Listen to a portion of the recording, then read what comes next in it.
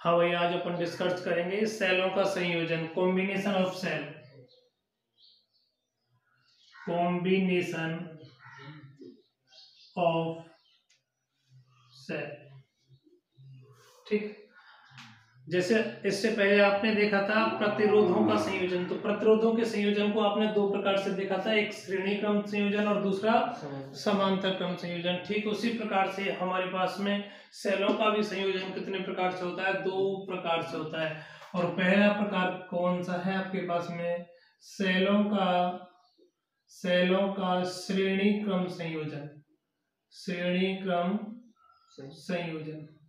ठीक, हमारे पास यहाँ पर भी सेलों के दो प्रकार के संयोजन है, श्रेणी क्रम संयोजन और समांतर क्रम संयोजन। यहाँ पहले हम बात करेंगे श्रेणी क्रम संयोजन, सेलों का श्रेणी क्रम संयोजन। ठीक है ना, चले आगे। देखो, श्रेणी क्रम संयोजन का मतलब क्या हो गया? दो सेल हैं, मैं मान लेता हूं कोई दो सेल हैं, वो परस्पर श्रेणी क्रम में जुड़े हुए हैं। एक सेल आपके पास में ये रहा, ये कोई सेल हो गया। ठीक, अब यार ये सेल है तो इस सेल का कोई ना कोई आंतरिक प्रतिरोध भी होगा। वो आंतरिक प्रतिरोध को मैं यहीं के इसके पास में यहाँ डिनोट कर देता हूँ। ये मैं मान लेता हूँ ये जो सेल है, इस सेल का विद्युत वाहक बल कितना E1 है और इसका आंतरिक प्रतिरोध कितना है? R1 है। हो सकता है आपके माइंड में क्रिएशन हो रहा हो ये आंतरिक प्रतिरोध क्या बीमारी है।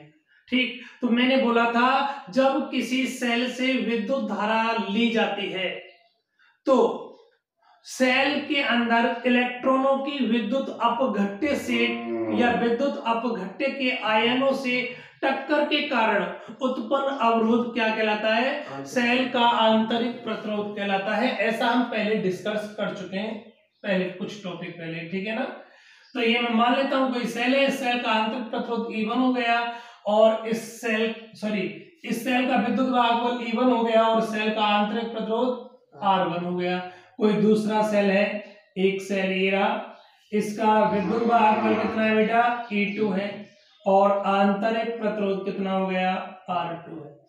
ठीक, ये प्लस टर्मिनल है, ये माइनस टर्मिनल है ना।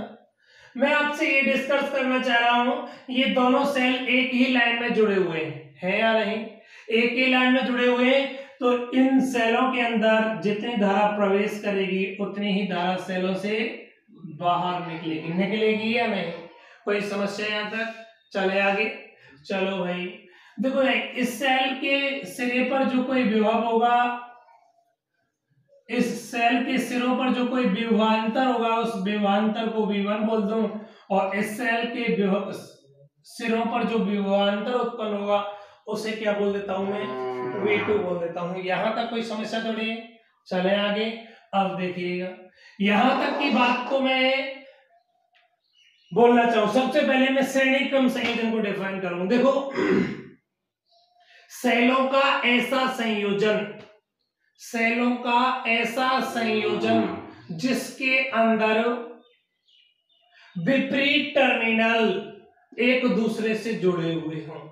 देखो यार, विपरीत का मतलब ये नेगेटिव है, किससे जुड़ा हुआ है? पॉजिटिव से जुड़ा हुआ है। जुड़ा है या नहीं जुड़ा है? जुड़ा है। या ऐसे बोल सकता हूं, सेलों का ऐसा संयोजन जिसमें प्रथम सेल का दूसरा टर्मिनल दूसरे सेल के प्रथम टर्मिनल से जुड़ा हुआ हो, तो यह सेलों का श्रेणी क्रम संयोजन कहलाता है। ठीक है बेटा, चले आगे। ये सेलों का कौन सा क्रम संयोजन हो गया? श्रेणी क्रम संयोजन। मैं मान लेता हूं, माना कोई दो सेल जिनके विद्युत वाहक बल E1 व E2 एवं आंतरिक प्रतिरोध R1 व R2 को परस्पर श्रेणी क्रम में संयोजित किया गया है, तब इनसे प्रवाहित धारा I एवं इनके सिरों पर उत्पन्न विभवांतर क्रम से V1 व V2 हो। तो इन सेलों के सिरों पर उत्पन्न कुल विभवांतर और इन सेलों के सिरों पर उत्पन्न कुल विभवांतर कितना आएगा? V equal to V1 plus V2 आएगा या नहीं आएगा? समीकरण 1 आ गया मेरे पास। कोई समस्या? चले आगे, चलोगे, चले आगे। अब देखो सबसे पहले मुझे V1 V2 के मान चाहिए। क्या चाहिए? V1 V2। चलो भाई मैं सेल समीकरण देख लागू करता हूं। सेल समीकरण से, सेल समीकरण क्या है आपके पास में? E minus V equal to I R, है ना। तो यहां से इस v को इधर भेज दो, इसको इधर भेज दो, तो v बराबर क्या आएगा? E minus I into R. आएगा नहीं आएगा? है। सबसे पहले मैं प्रथम सेल है, इस प्रथम सेल के सिरों पर विभवांतर देखना चाहूं तो प्रथम सेल के सिरों पर उत्पन्न विभवांतर, प्रथम सेल के सिरों पर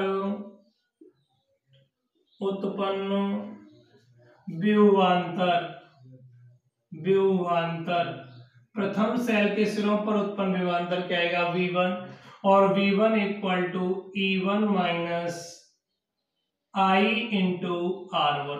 प्रथम सेल के सिरों पर उत्पन्न विभवांतर फॉर्मूला क्या होता है? V equal to E minus I R. तो प्रथम सेल का विद्युत भागफल E1 हो गया, प्रथम सेल से प्रवाहित धारा I हो गई, एंड इसका इंटरनल रेजिस्टेंस क्या हो गया बेटा? R1 हो गया। बोलो यहां तक कोई समस्या? चले आगे। इसी प्रकार दूसरे सेल के सिरों पर उत्पन्न विभवांतर, इसी प्रकार V2, और V2 का मान कितना आएगा? E2 minus I into R2। आएगा या नहीं आएगा? बेटा ये दोनों मान कहां रख दूं? समीकरण 1 में रख दूं। तो यहां से मैं लिखता हूं समीकरण 1 से, देखो V बराबर E1 माइनस आई R1 प्लस E2 माइनस आई R2। आएगा या नहीं आएगा? आप देखिएगा V बराबर E1 प्लस E2 माइनस आई R1 प्लस R2। आएगा? अरे यार E1 E2 प्लस प्लस के थे, ये आ गए दोनों। यहां माइनस आई R1 माइनस आई R2, माइनस आई कॉमन आ गया, R1 प्लस R2। आया नहीं आया? चलो भाई मैं इसको लिख सकता हूं, देखो V बराबर रिलेशन क्या होता है? E minus I R. तो V बराबर इसको लिख सकता हूं E equivalent minus I into R equivalent. यहां एक समस्या क्रिएट होती है कि ये E इक्वलेंट क्या प्रॉब्लम है। देखो भाई नाउ E इक्वलेंट बराबर E1 plus E2। E equivalent क्या है? जिन सेलों को आपने सीरीज में कनेक्ट किया है उनका टोटल विद्युत वाहकबल, उनका संपूर्ण पोटेंशियल, यही तो है टोटल विद्युत वाहकबल E1 plus E2। E equivalent आ गया, एंड उन सेलों का टोटल रेजिस्टेंस, एंड उन सेलों का टोटल रेजिस्टेंस R इक्वलेंट, और R इक्वलेंट का मान कितना होगा? R1 प्लस R2 आएगा। कोई समस्या यहां तक? चले आगे। अब देखिएगा मैंने बता दिया आपको यहां E इक्वलेंट का मान इतना है, R इक्वलेंट का मान इतना है या नहीं? अगर मेरे पास यहां n सेल होते, कितने सेल होते? n सेल होते। पहली कंडीशन, यदि n सेल होते, n सेल होते तब क्या कंडीशन होती? देखो E इक्वलेंट बराबर E1 plus E2 plus so on En। आएगा या नहीं आएगा? एंड R इक्वलेंट का मान कितना आता बेटा? R1 plus R2 plus so on Rn। आएगा या नहीं आएगा? है ना। सेकंड केस और लागू करता हूं मैं, और सेकंड केस क्या है? इफ E1 बराबर E2 बराबर सो ऑन En बराबर E लिख दो। अरे यार जो भी आपके n सेल सीरीज में कनेक्ट हैं सारे के सारे सेलों का विद्युत वाहक बल परस्पर समान हो और उनका आंतरिक प्रतिरोध भी बराबर हो।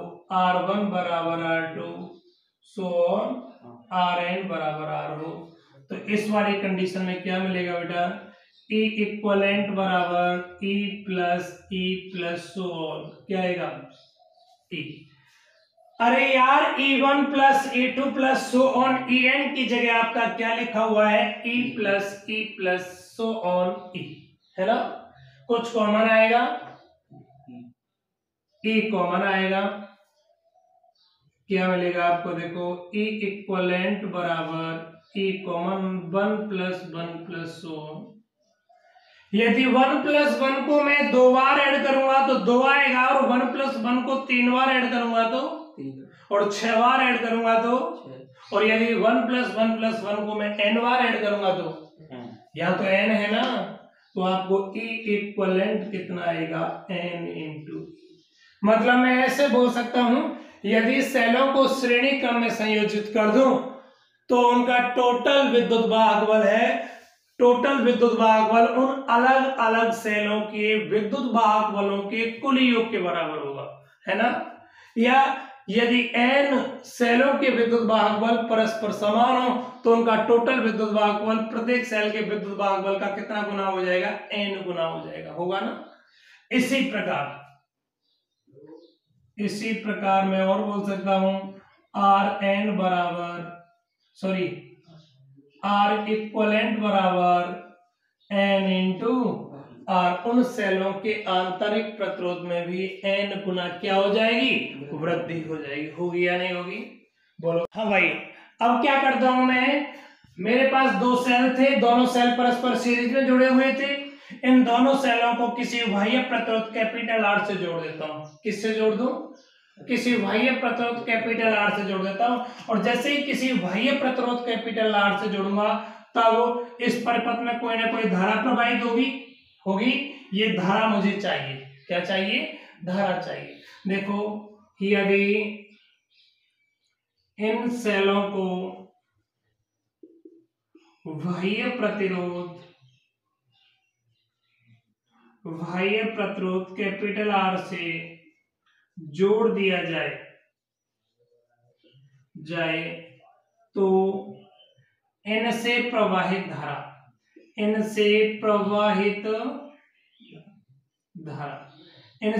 धारा क्या चाहिए, आई। एक्चुअली आपके पास में रिलेशन क्या होता है बेटा, आई बराबर वी अपॉन आर। वी क्या है, विभवांतर। यहां आपके पास में कौन है, विद्युत भागबल, तो आई बराबर क्या होगा, ई अपॉन, हो ना, आई बराबर ई अपॉन आर होगा। तो मैं यहां से बोल सकता हूं आई बराबर ई कितना है यहाँ, E equivalent upon R. R total प्रतिरोध, आर 2 प्रकार के हैं, एक बाह्य एक इंटरनल, तो टोटल आर कितना आएगा आपके पास, आर प्लस आर इक्वलेंट आएगा या नहीं आएगा। ये धारा आपकी इन सेलों के द्वारा इस विद्युत परिपथ में प्रवाहित होगी ना, कोई दिक्कत। अगर कोई पूछता है आपसे कि यहाँ E इक्वलेंट का मान कितना है, R इक्वलेंट का मान कितना है, तो E इक्वलेंट बराबर आपको मिलेगा N into E, and R equivalent बराबर मिलेगा N इंटू आर। मतलब सेलों के श्रेणी क्रम संयोजन में उनके टोटल विद्युत भागबल के मान में क्या हो जाती है, वृद्धि हो जाती है। यदि n सेलों को मैं परस्पर सीरीज में जोड़ देता हूं और समस्त सेलों के विद्युत भागबल परस्पर समान हो तो उनका टोटल विद्युत भागबल प्रत्येक सेल के विद्युत भागबल का कितना गुना हो जाएगा, n गुना। ऐसे ही आंतरिक प्रतिरोध भी कितना गुना हो जाएगा, n गुना हो जाएगा। ठीक, चलो भाई, धन्यवाद।